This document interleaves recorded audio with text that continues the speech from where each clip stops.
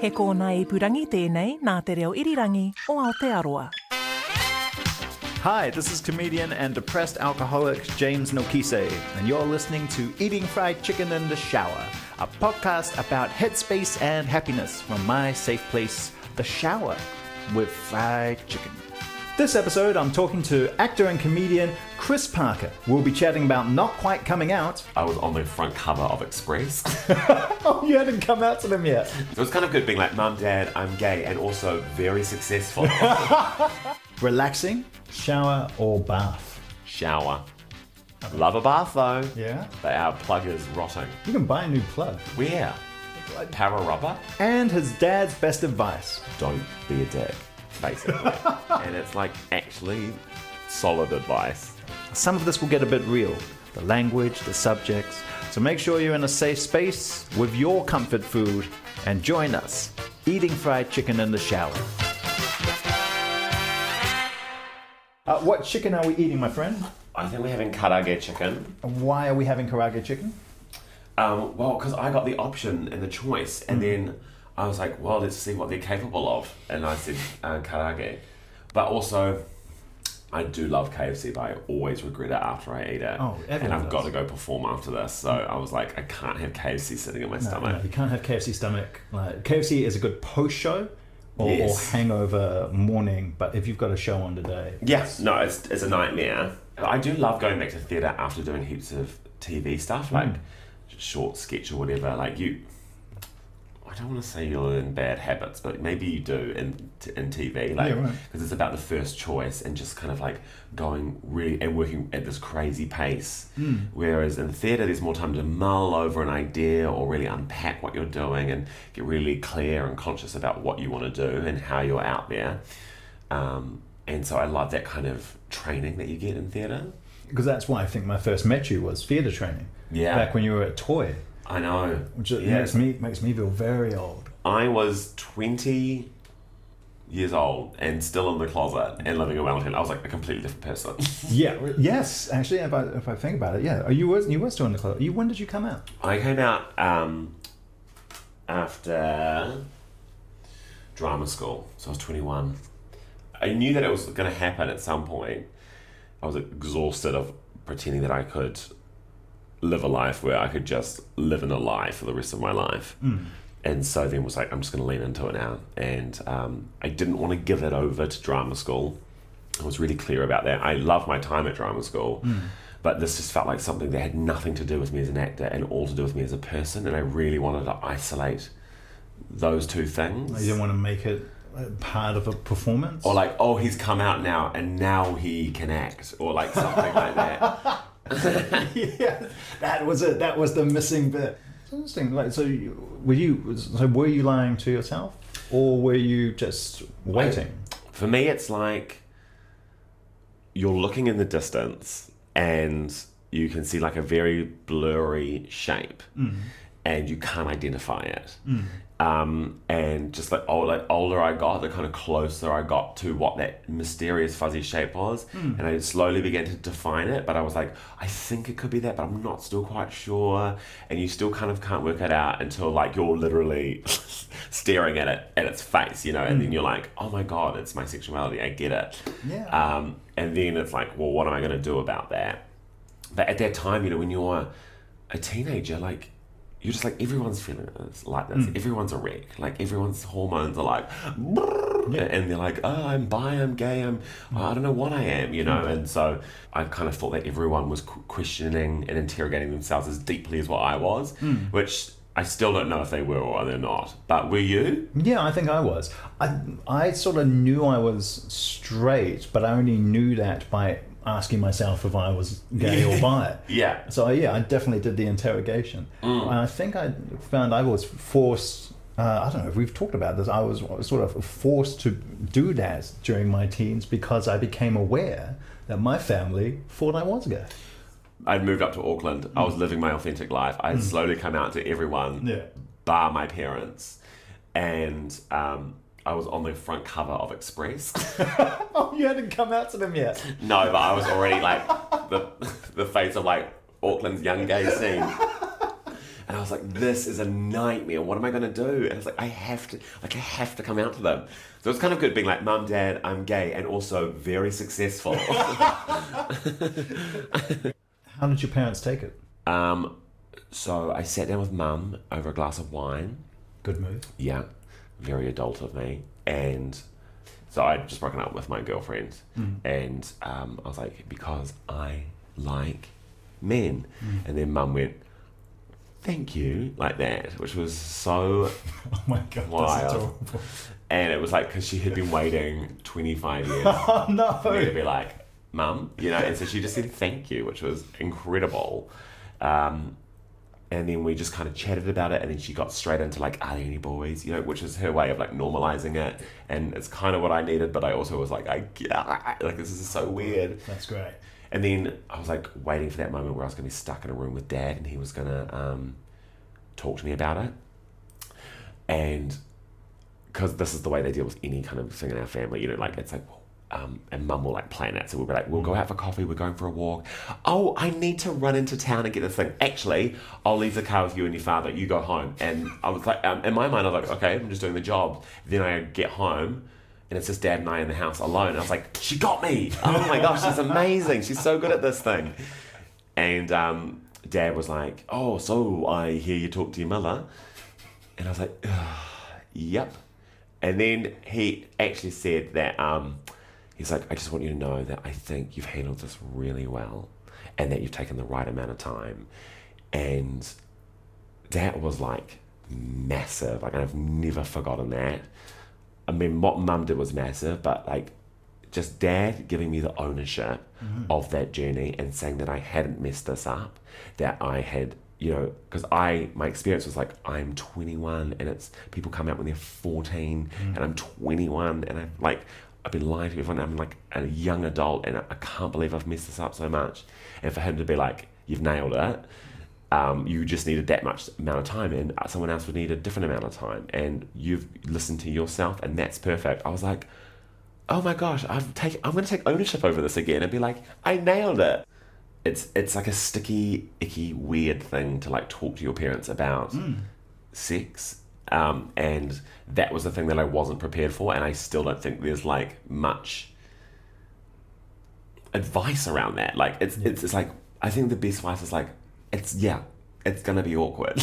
Yeah, I have horrible news for you, my friend, because as you get older and go into your late 30s, a horrible thing begins to happen where your parents suddenly go, well, they're a grown-up now. I can talk to them about sex. No. And Christmas is never the same. No, I don't want that over presents. Eating fried chicken in the shower for any festive occasion.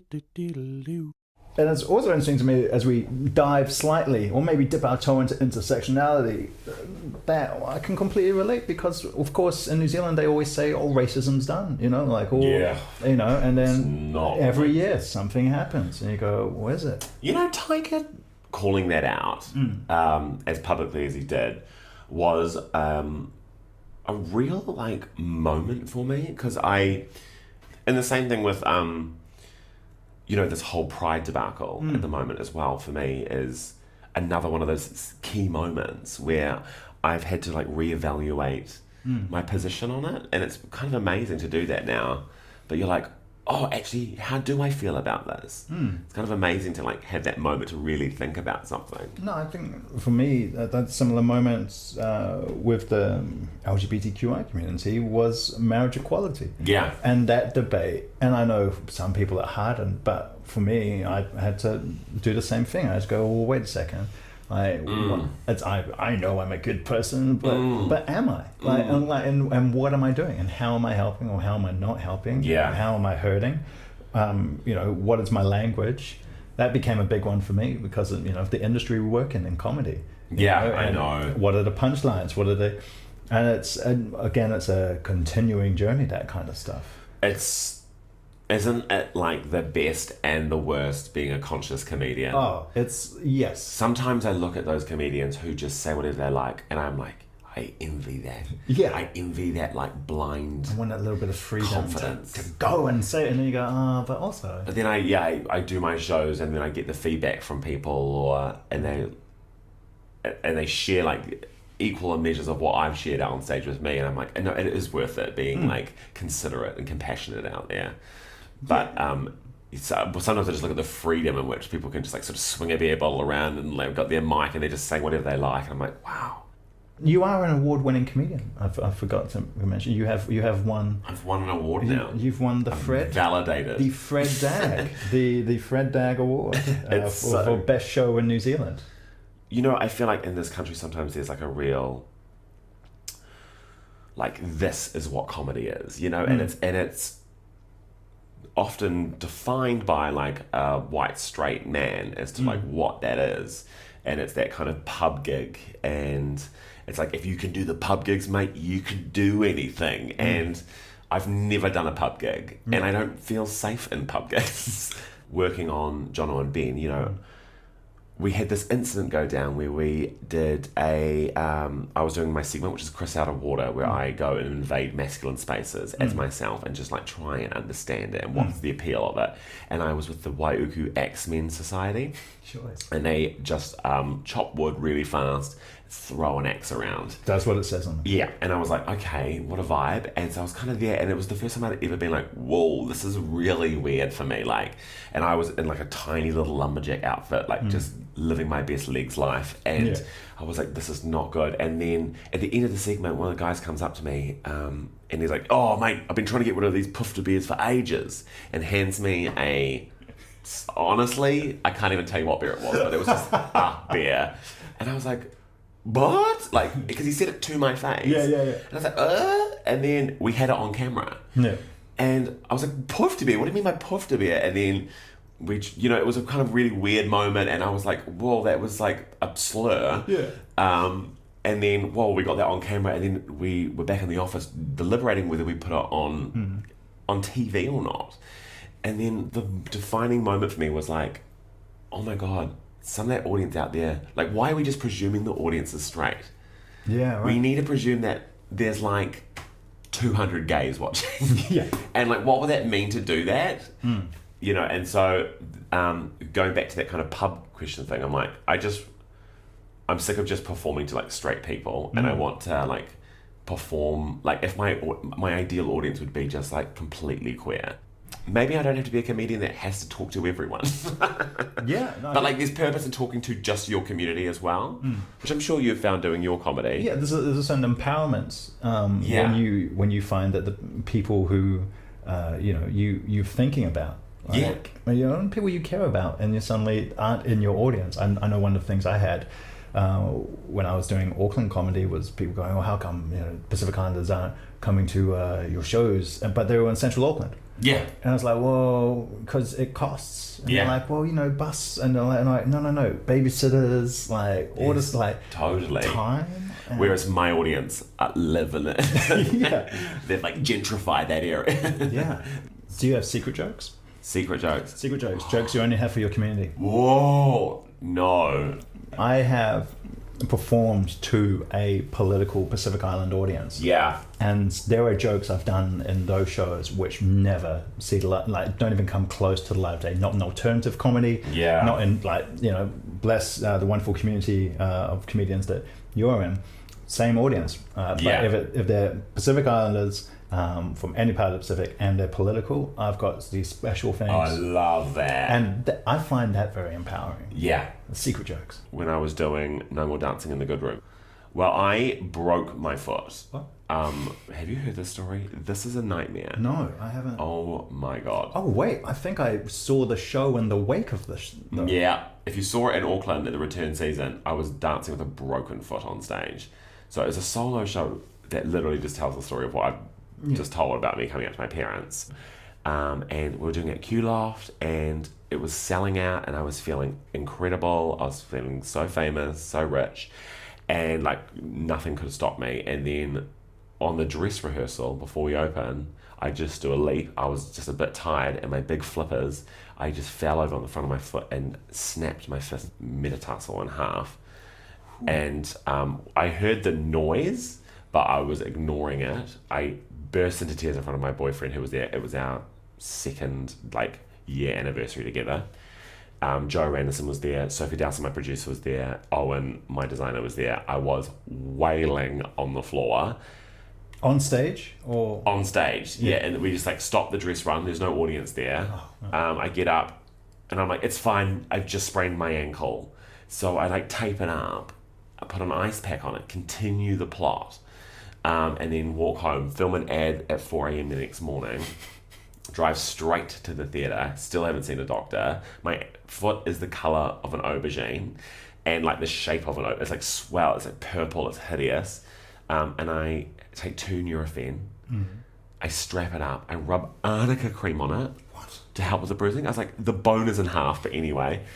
And dance for 50 minutes on stage. And I did that for 4 nights before I saw a doctor. Then I saw the doctor and he's like, you're an idiot. You've snapped your foot in half. I would take you to the hospital right now. And I was like, I need to get another doctor's opinion because I have to go and perform tomorrow night. So we went to another doctor and I was like, please, a gay doctor, because this doctor just did not understand that I was doing this solo performance about coming you out. thought the doctor was somehow homophobic. Well, no, but he just didn't have any empathy. Like, right, I was right, like, right. He was like, get someone else to perform it. And I was like, it's my coming out story. He's like, someone else can perform it. I was like, this is no good. So I need a gay doctor. I literally said that, and then I was in the Auckland hospital, and then this man pokes his head out and goes, Chris, ready to see you? I loved you in Hudson and Halls. And I was like, yes! It was honestly, I would never recommend it, and I hope it never happens to anyone, but it was the worst and most exhilarating I've experienced on stage I've ever had. Eating fried chicken in the shower.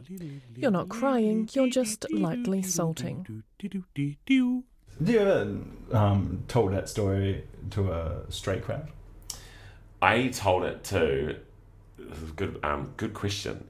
I told it to a dinner filled with boys from Christchurch Boys High who were leaving school. Like, it was their leavers dinner, and I was invited back as the old boy, the successful old boy, to speak. And I was like, and literally every year before I'd done it, had been in all black. I was like, oh my goodness, I will come out to my old high school. Like, that'll be such a triumphant moment. And so I was like, really had this like huge, in my mind, I was going to go in there and like rip my shirt open, like pride was going to be like written on my chest, and I was going to like burn the building down. And then like walked into the school, was like, that's a terrible idea. And like just instantly walking back into that, I went to Christchurch Boys High School, so it was like public boys school. It's the top school for rugby in New Zealand. Is it a Catholic school? No, like Small Mercies. yeah, it's just Weet-Bix kind of simple. Tana can eat 13. Yeah, exactly. And I was like, I don't know how to describe the energy of the school. Weet-Bix, but it's kind of like, you know what I mean, stodgy, stoic. Yeah. And literally, ironically, a school which would struggle to emotionally describe itself. yes, exactly, yeah, exactly. And so I went in, and basically all I did was, I'm just going to drop a moment where I mentioned my boyfriend in Auckland. And it was that story about me breaking my foot doing my solo show and then like crying to my boyfriend. But like when I approached that sentence in front of this like 200 boys who were 17, but I felt 17 looking at them because I was like instantly back there. Like that trauma, I guess, was like, whoa. And my body just went into like panic mode and my throat like tightened over. And I was like, I'm great to my boyfriend. Like it sounded like that. Yeah. But it was amazing, like the effect in the room was like, and then like all the like liberal arts teachers were just like, their eyes were just like it was so stoked. And then what my history teacher came up to me, who was still teaching there, and it was like, that was incredible. In the 30 years that I've been teaching in the school, no one has ever done that before. And part of me was like, well, thank you very much. And then also like most of my body was like, what? Like, how has no one come out in this school in that time? That's terrible. That's a problem. And that has now started a long relationship with me and Boys High, where I'm like basically going into their assemblies and giving speeches and crying. It's great. Because it's, Positive role modeling. well, it's an amazing story of both like physical endurance and hardship, and look, you get injured, mate. Richie McCaw won the World You got to Cup. get out there and keep on dancing. Keep on dancing, mate. You Yeah, know, no. snap your foot in half. Snap his foot in half. Yeah, but he kept dancing, mate. know. Bloody legend. It was so funny that even me, I was like, how can I relate to them? You know, I was like, that's the best thing I could do was like a dance injury, but it seemed to work, you know. And I just kept thinking, like, again, that thing of like, don't just presume this room is filled with straight people. Like, who are the queer, trans, bi, gay individuals who are in this space who will appreciate you doing this? And it might not be 5, it could even be like 35, you know? So like that was the kind of energy and that's the kind of thing that I was thinking about. And I was like also being like, what if I was there, you know, in that hall and someone had done that? How would that have changed my journey? Or just more awareness, you know, more visibility. That's the importance of visibility and representation. Does that inform your work, like thinking of yourself and what you would have wanted to see when you were growing I'm up? literally making the work that I wanted to watch. Yeah. That's all it's about, is like trying to be as visible and be like as honest with where I am now, and just like say that on stage, because hopefully that will resonate with someone. Being like, what would you like? You know, I feel like that's tricky. You know, like it's you're not being honest, and then there's going to be no revelation if you're just catering your material for what people want to hear from you, versus you just saying and talking about where you're at the moment. I wish I'd got that revelation when I was a bit younger, because I feel I came to it a bit later, but it hasn't formed my work last week. That's Definitely. how we end up eating fried chicken in the shower. Exactly. Because someone said, what kind of podcast would you want to make? And I went, what kind of podcast would I listen to? Yeah, exactly. Like, oh, what if it was a bro in a shower talking to people? Yeah, exactly. Well, what's it like? Are you a gay icon of Christchurch now? Oh, I don't know. I don't know. I wouldn't know. Maybe in my family. Have you done Camp Bitch down there? I haven't. Have you done any of these shows? I did Hudson Halls down there. I've been looking for an opportunity to take my work down there. Is it strange for you to find yourself as a leader now? Do you see yourself as a leader? I don't see myself as a leader. Are you aware that you are a leader? I am only doing what is, I think, interesting and what I think might be helpful, and that's kind of it. Like, and it's hard because it's comedy, and you would have felt this as well. You're like, I'm not saving the world. I'm like, I've got people for an hour. They've got a wine in their hand. They want to have a good time. So I want to deliver that as well, but I'm just also doing what's interesting to me, which is, you know, trying to fix a few things that I have a problem with. I say, like, at the end of my show, it's about like weeding your garden versus trying to save the world. Like, mainly I was saying this so because I did this whole show about my old high school, and I don't want the audience ringing up that high school being like, let me tell you something. I saw Chris Parker and I think you're doing a terrible job, because they're not. I was like, this is my garden and I'm weeding that, so find your own thing that you want to deal with. Like, maybe your great aunt's a racist, and like bring it up at Christmas. And like that's one like tiny step that you can make that can like hopefully have a trickle-on effect, because she'll tell her friends at Flow Yoga that we don't use that word anymore, you know, and then hopefully we stop using those words. But also, what is your agenda at the moment? I think it's about, at the moment, like I'm cooking up my next show. And while like my last year's Comedy Fest hour was about like embracing my campness and talking about that, I don't want to talk about it next time. I just want to embrace it. And like that's the way of like displaying my activism, is by like being like, and now I don't even have to explain it to you. Like I just get to be who I want to be. And I'm gonna like basically before every show just presume my entire audience is queer and they're not tweak anything. So it's like, oh, if you don't get that reference, that's okay. But I'm like not going to stop and explain it or unpack that for you. We're just going to move on, because I've got a lot of content for these people. Shower or bath? Shower. How come? Love a bath though. Yeah? But our plug is rotting, so it's shower by choice. But I do love a shower. You can buy new plugs. I know. Where? Like, Para rubber? I think that there's like Mitre 10 or... Yeah, but then I'm like, you have to measure the hole and then take that measurement. I'm like, that's too many steps for me. I'll just have the shower. Is there anything else you would like to share in the shower? No, I'm sorry I haven't eaten any of the chicken. It's just I was quite hungover today. That's and all it was right. going to tip me over the edge. I don't think I've actually ever stipulated that the guest has to eat the Have chicken. they eaten the chicken? Everyone else has eaten the chicken. I literally was like, oh, the perfect out to this would be me taking a bite, but I will vomit in the shower. No, I mean, if you, I don't know if that's the clip we're after, but You're not getting it. You're not getting it. I've got to do a musical now. Oh yeah, that's right. We'll ruin your lyrics. Hey, thank you so much, Chris Parker, for coming and so nice looking at fried chicken in the shower. Smelling fried chicken in the shower. Yeah, smelling and chatting. It was a great show. It's been really fun.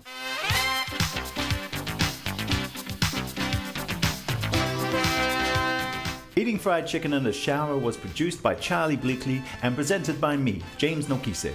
The engineer is Blair Stagpool. The executive producers are Justin Gregory and Tim Watkin. Subscribe to every episode of this podcast at Apple Podcasts, Stitcher, Spotify, Radio Public, or at radionz.co.nz/series. And while you're on Apple, please rate us by clicking on ratings and review, then the stars. But only give us 5. It's really simple and means way more to us than it does to you. It's a great way to spread the word and get me more free fried chicken. If you want to share your safe space or comfort food, tweet me at James Nokise. All complaints can be tweeted to RNZ. Whaftailava Matewa. This podcast is made possible by the RNZ New Zealand On Air Innovation Fund.